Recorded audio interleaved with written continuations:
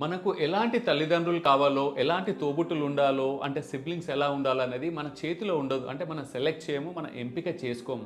అది divine God blessings.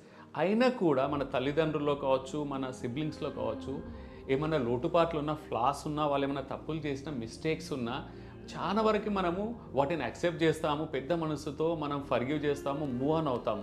అంటే breakups విడిపోవడం అనేది చాలా లాస్ట్ ఆప్షన్. చాలా రేర్‌గా చూస్తుంటాం మనం. కానీ మనం ఇష్టపూర్వకంగా మనం ఏరుకొని, కోరుకొని మనకు నచ్చిన జీవిత భాగస్వామిని మనం పెళ్లి చేసుకున్నాక కూడా వాళ్ళలో చిన్న చిన్న లోపాలున్నా, ఏదైనా మిస్టేక్స్ ఉన్నా మాత్రం వాళ్ళకు ఆ టాలరెన్స్ లెవెల్స్ కానీ, యాక్సెప్టెన్స్ లెవెల్స్ కానీ మన తల్లిదండ్రుల దగ్గర, తోబుట్టుల దగ్గర చూయించినట్టు మాత్రం చూయించం.